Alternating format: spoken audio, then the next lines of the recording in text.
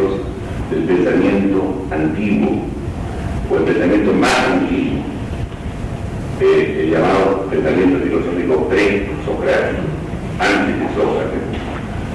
Y como vamos a ver, estamos hablando de siglos muy atrás, muy antiguos, siglo VII y VI de Cristo, en una zona geográfica muy especial que vamos a tratar rápidamente. Su condición de filósofos los separaría de los poetas o de los autores de lo que podríamos llamar pura literatura, tan importante que es. En la idea de estos pensadores organizaron unas formas de pensamiento que ya no eran místicas, sino racionales, para dar cuenta del origen y la configuración del universo. En cuanto a calificación de tres socráticos, pondría de relieve la idea de que Sócrates había desplazado el centro de interés de la humanidad desde el mundo hacia el hombre. Pero como todas las generalizaciones, esta es la verdad de ellas, o al menos que requiere matizaciones. En principio, aplicar el criterio de filósofos resulta un tanto anacrónico, a menos que lo entendamos en el sentido etimológico del término, o sea, amantes del saber, y no en el sentido que le damos hoy, en nuestro tiempo, al término filosofía. En la época a la que nos referimos, la filosofía no se deslindaba con claridad ni de la religión, ni de lo que llamamos ciencia. Por el contrario, no es menos cierto que tocaron temas estrictamente filosóficos otros autores, como los líricos arcaicos en Grecia, e incluso los élicos, es decir, aquellos de los que se pretende separar a los llamados filósofos presocráticos. Por otra parte, falla incluso la validez cronológica del término presocrático, ya que algunos de ellos, como Diógenes de Apolonia o Demócrito, son contemporáneos y no anteriores a Sócrates. Con todo, convencional o no, el hecho es que el término ha quedado ya consagrado, y no de una forma tan arbitraria como cabría pensar por lo que acabo de decir.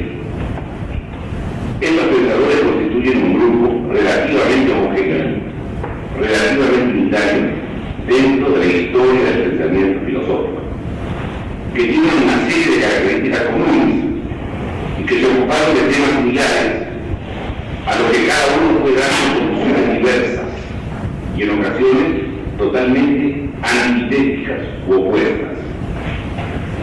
Despiertan principalmente hoy nuestro interés porque crearon una nueva actitud racional ante la explicación del mundo, que pese al tiempo transcurrido y a la evidente evolución de las ideas, 26 siglos más tarde, sigue siendo básicamente la del hombre moderno, razón por la cual no han perdido su atractivo, que antes bien no ha hecho sino a presentarse en los últimos años, por diferentes que sean sus respuestas a las que podamos dar hoy en nuestro tiempo.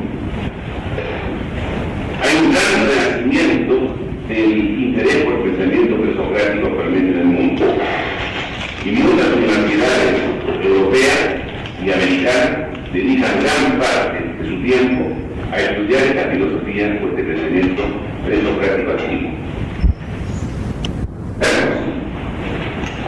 Frente a obras como la de Platón y Aristóteles, de las que la antigüedad conservó un copioso legado, las de los presocráticos no consiguieron atravesar indemne las largas vicisitudes propias de la transmisión de toda la literatura griega antigua.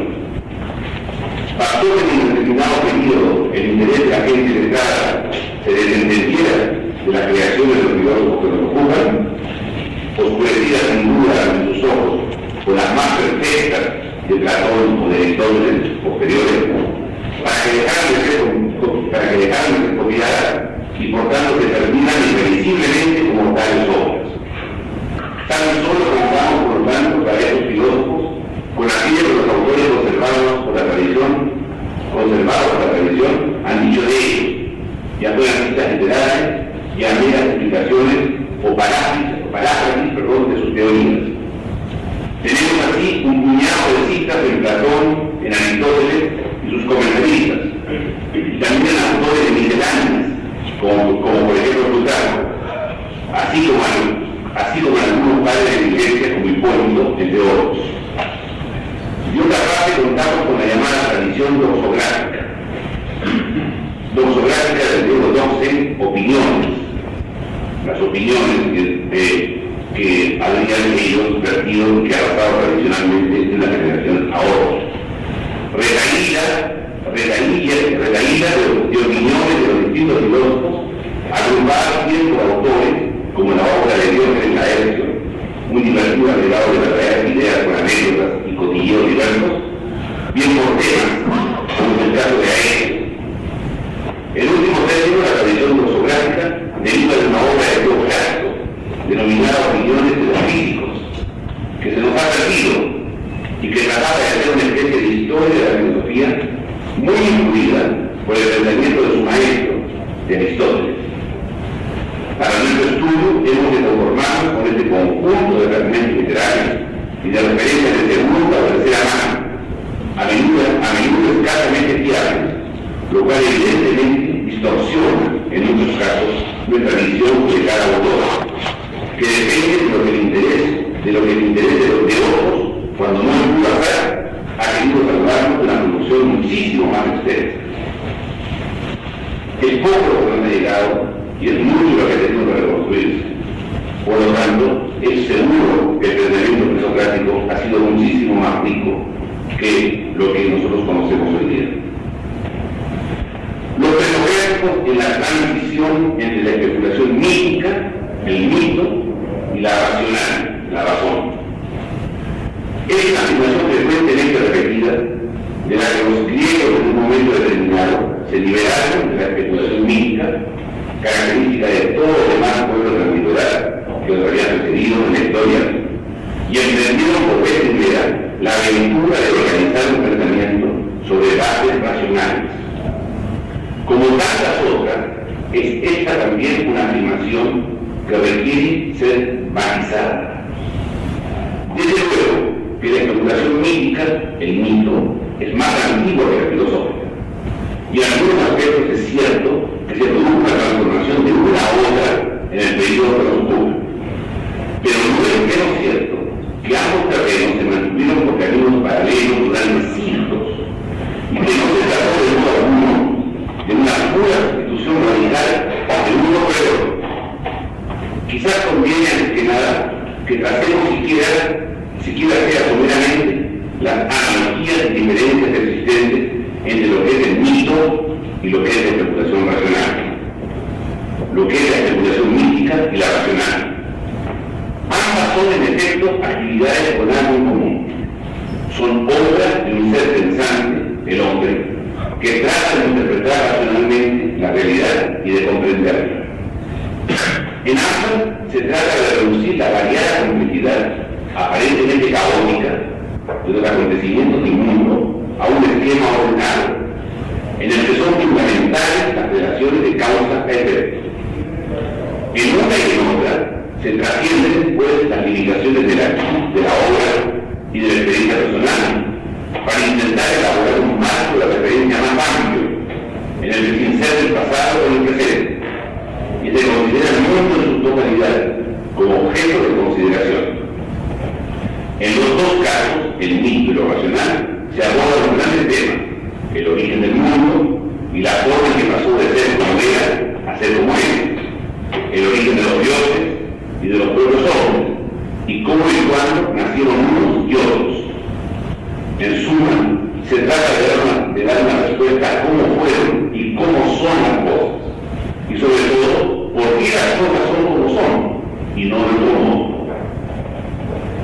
Esta coincidencia básica explica que, cuando se emprendió la aventura de interpretar racionalmente el mundo, el punto de partida fue necesariamente la especulación mítica anterior, el mito, en especial a aquellos autores que, como Hesíodo, habían recorrido ya un cierto camino en esta vía de tránsito y habían llegado a elaborar complejos míticos muy bien organizados. Con todo, las diferencias entre una forma de pensamiento y otra, entre el mito y la razón, no son menos considerables que las analogías.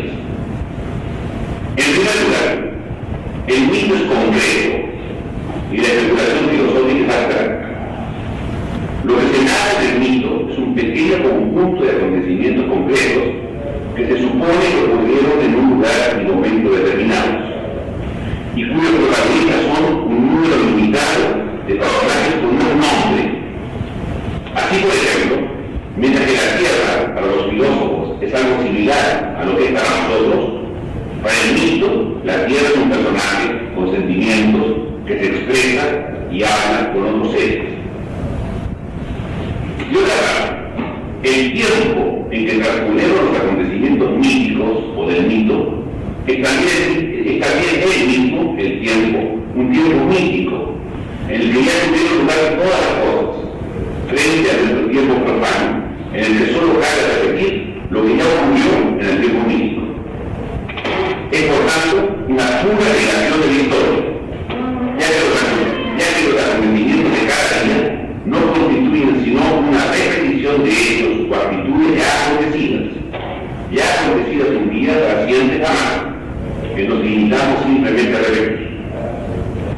En la filosofía, en cambio, el tiempo en que ocurren los acontecimientos es el mismo que el nuestro, y los hechos que se producen se renuevan de continuo. De ahí que el pensamiento filosófico surja al mismo tiempo que el pensamiento histórico, en las mismas veces y en el mismo ámbito cultural, es decir, las colonias griegas del Asia Menor. El primer historiador, Hecateo, es también de Mileto, como tal, el primer filósofo. Pero volviendo a las diferencias entre pensamiento mítico y pensamiento racional, el mito nunca se explica todo, no es cerrado en sí mismo. El mito nos narra una historia llena de sugerencias y evocaciones que apela sobre todo a nuestras fantasías y a nuestra imaginación. La filosofía, en cambio, pretende una lectura única, apela a la razón y a la lógica, y lo que dice es prácticamente todo lo que quiere decir.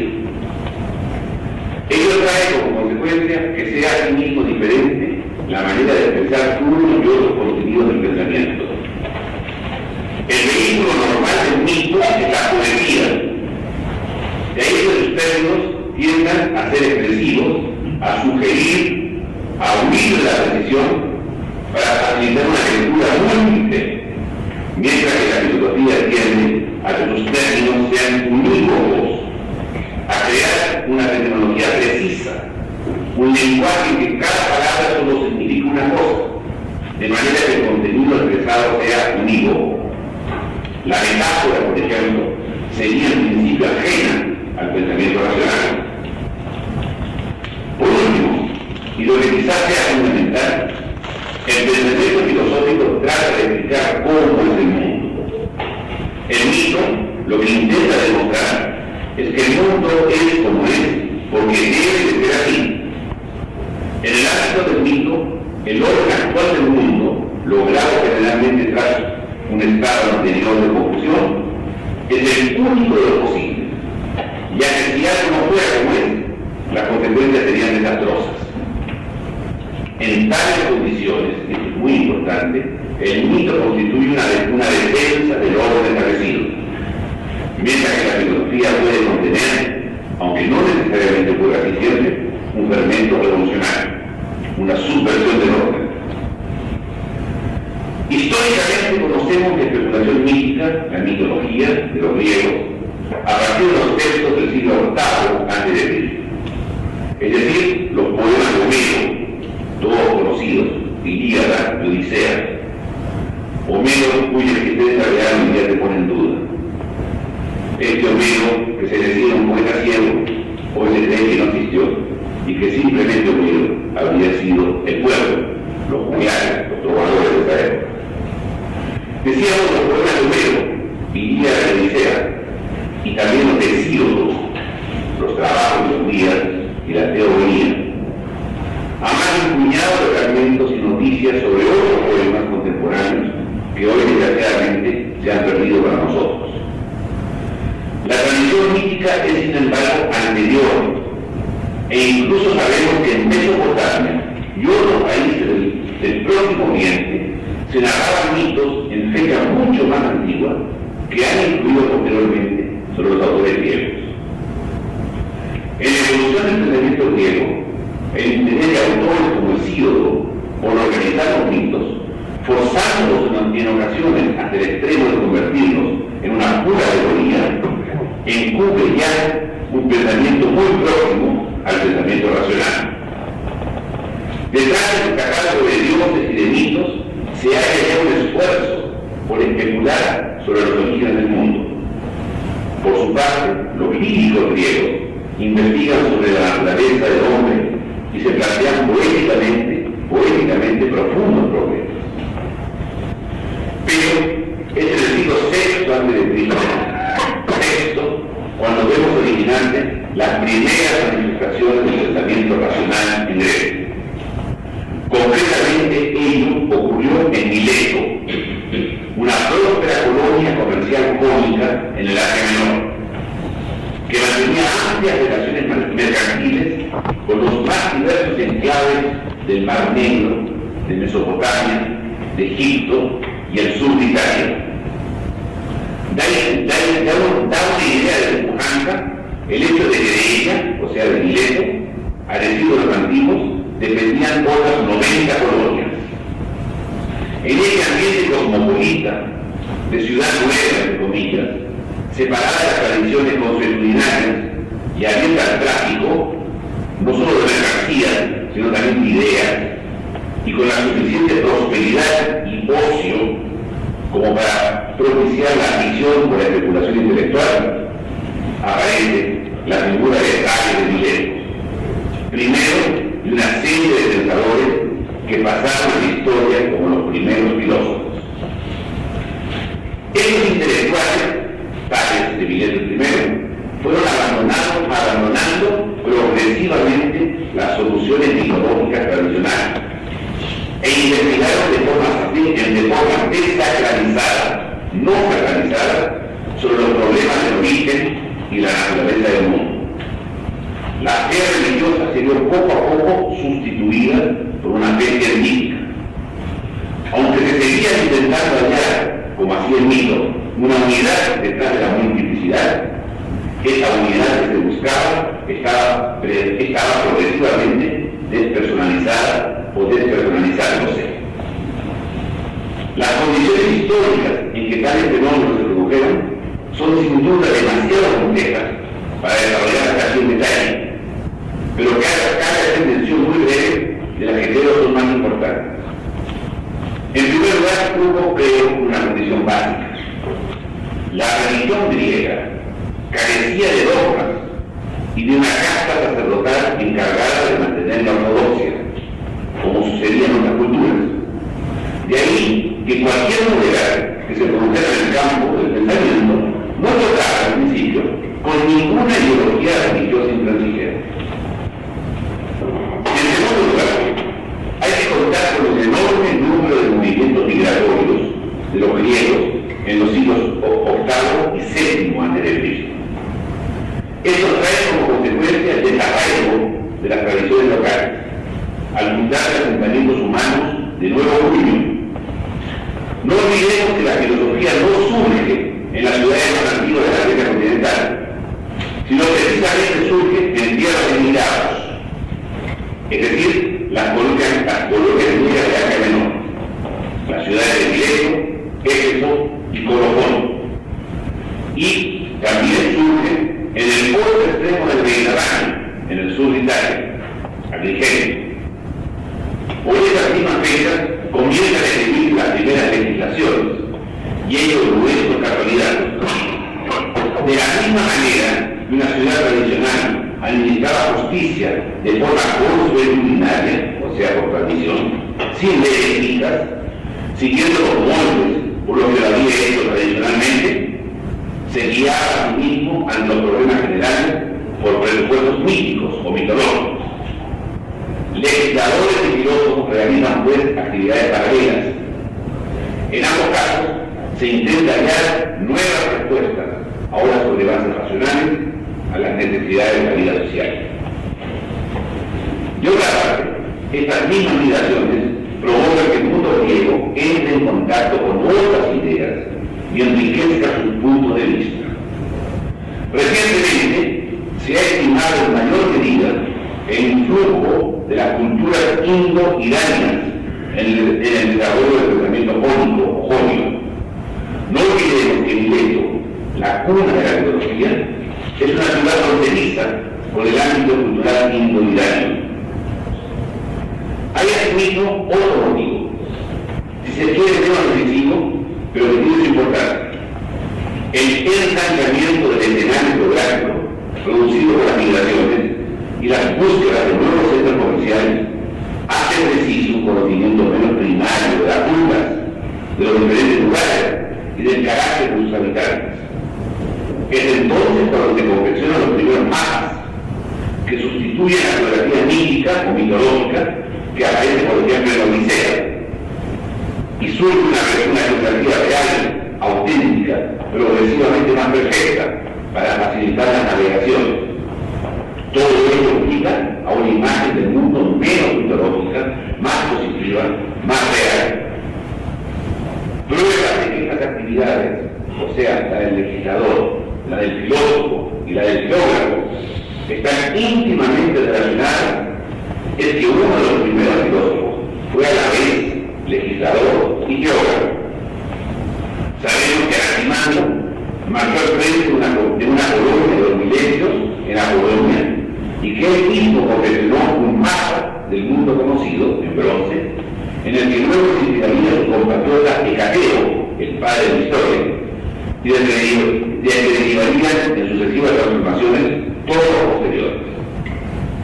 Ahora bien, el hecho de que estos primeros filósofos hayan dado el gran salto de intentar sustituir la confianza en las viejas respuestas míticas por una nueva forma racional de abordar la comprensión del mundo, no debe hacernos caer en el error o en el espejismo de pensar que la Iglesia se convirtió de golpe de una forma de pensamiento a otra. No.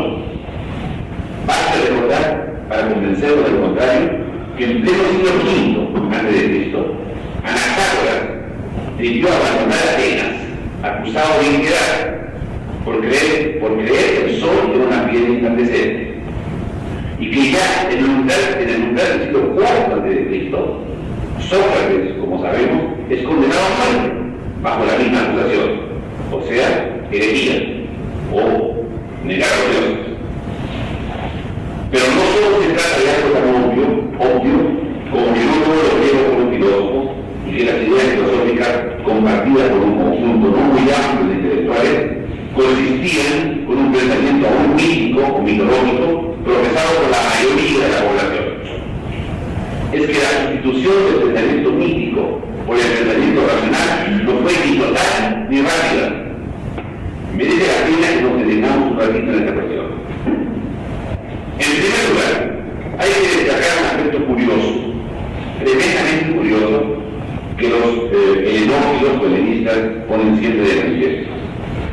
Durante muchas generaciones, los primitivos filósofos griegos no abordaron o dieron por sentados una serie de temas que eran precisamente aquellos a los que el mito daba cumplida respuesta. Entre ellos puedo citar la naturaleza de la divinidad, las relaciones entre mortalidad y inmortalidad, el sufrimiento, la muerte, las relaciones entre naturaleza y cultura, la ética, etc. Efectivamente, los filósofos jóvenes se interesaron de forma primordial y prácticamente exclusiva por el mundo físico, por el mundo que lo rodeaba, por el cosmos. Luego fue la divinidad el segundo tema en verse tratado por la filosofía, si bien de forma ocasional y precisamente por un autor cuya auténtica condición de filósofo hoy día es injusta, que no parece por los otros. Por el contrario, los grandes temas de la existencia humana, los grandes aspectos fundamentales como la ética, se ven en esos primeros momentos abandonados al mito o a la especulación poética, no necesariamente mítica. Las más brillantes consideraciones sobre la condición humana, sobre el esfuerzo, sobre la necesidad de afrontar la adversidad, el reconocimiento de las limitaciones del hombre, las relaciones entre las personas y las ventajas y peligros de la cultura, no se hallan precisamente en los primeros filósofos griegos, sino que fuerzan desde muy pronto las composiciones de los poetas y de los líricos, generalmente ilustradas con bellísimos ejemplos míticos y aparecen luego en el teatro ático en boca de los viejos personajes de la saga. Vea Edipo, por ejemplo, la tragedia de Edipo. Pero no es solo que se haya producido una cierta distribución entre la filosofía y la poesía es que las formas e incluso los contenidos del mito perviven de las primeras y no las primeras manifestaciones filosóficas. Los ejemplos podrían multiplicarse, pero cabe adelantar solo los más significativos.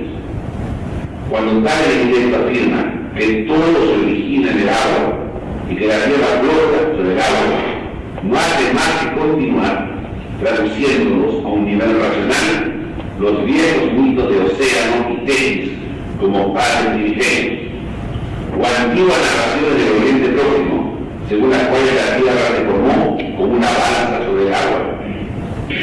El apeiron, o sea, el indefinido de Anaximandro, tiene mucho de divino.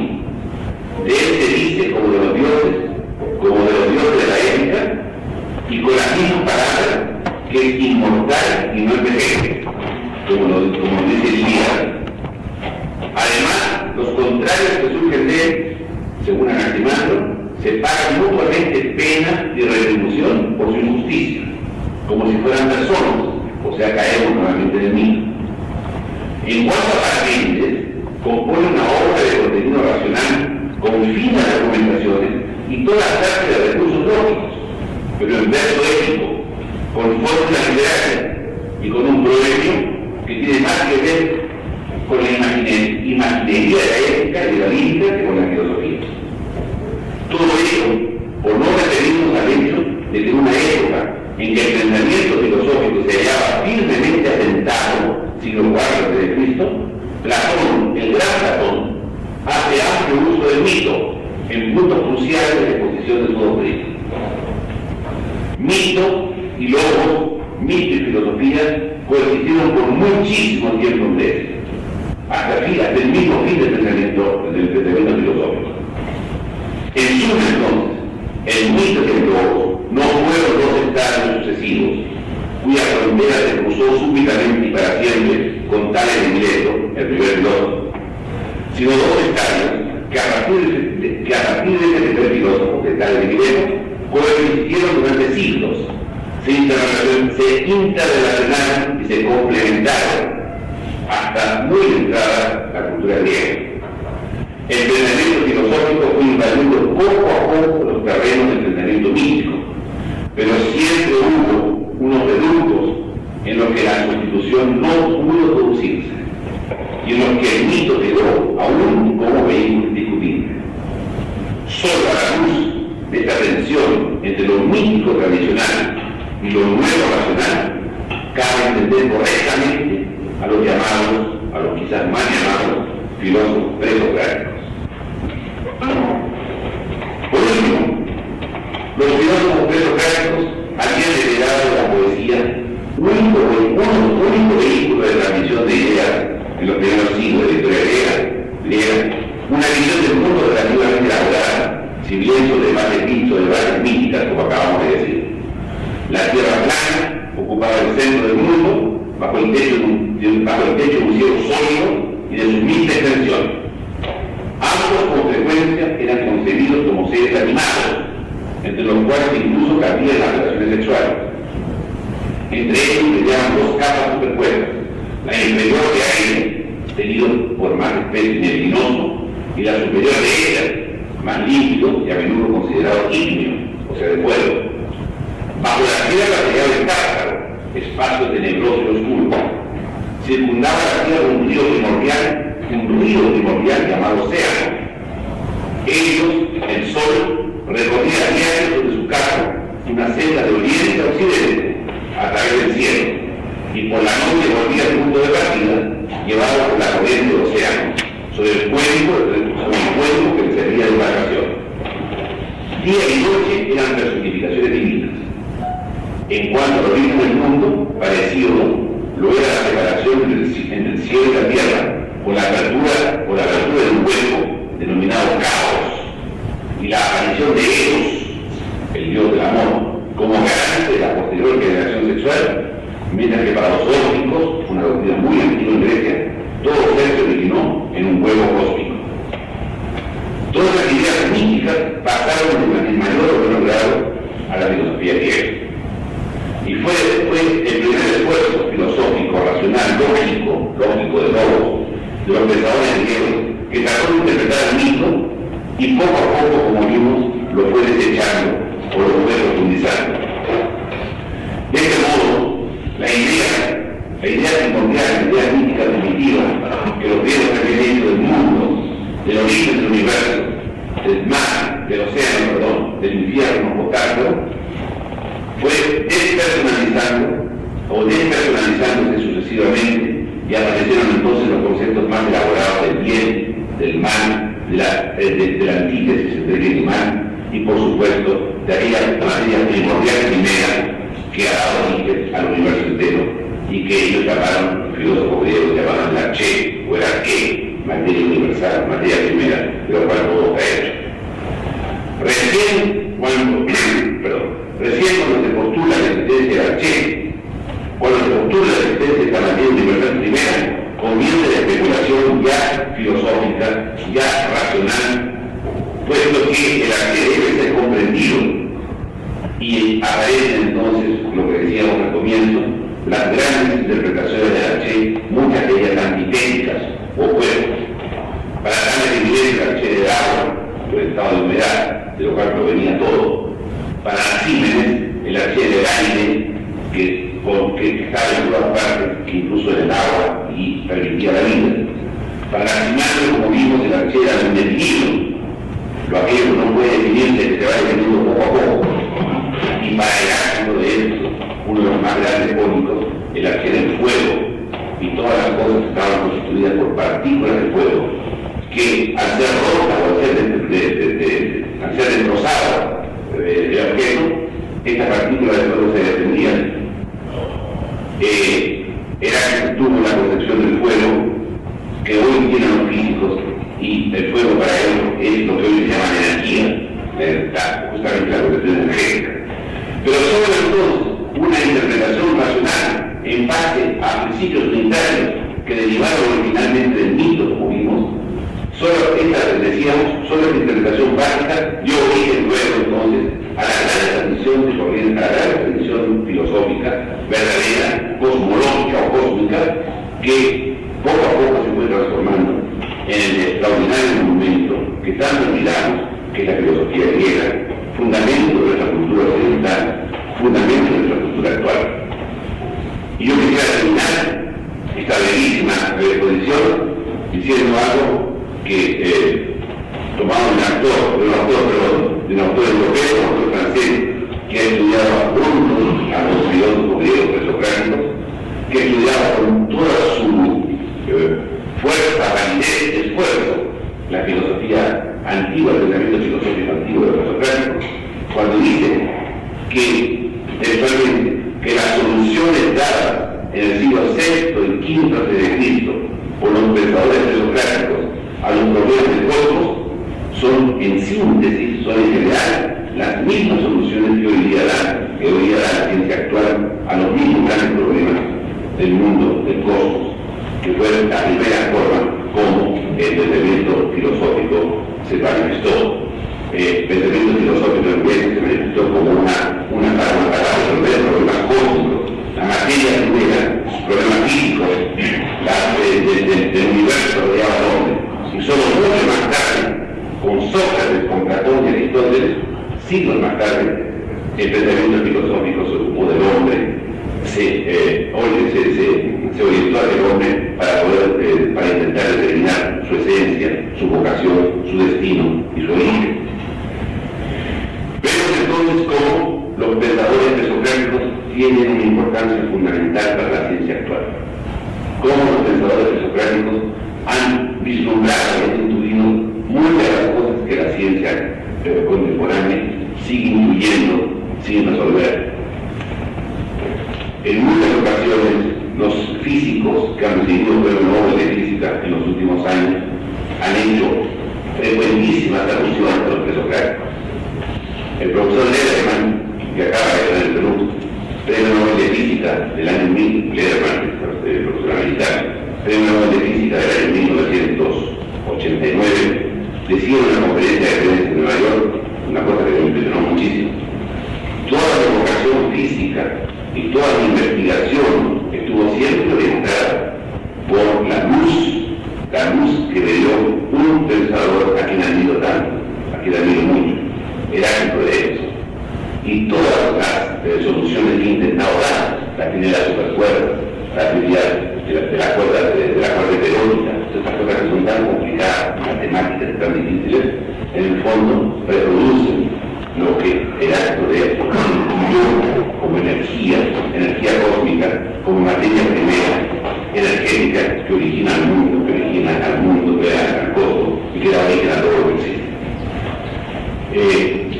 Sin ir más lejos, para terminar, Albert Einstein, el genial, el fundador, creador de la teoría de la relatividad, cuando era muy joven, de unos 15, 16 años, estaba obsesionado, y por eso es que sus profesores se quejaban de él y decían que era un mal alumno.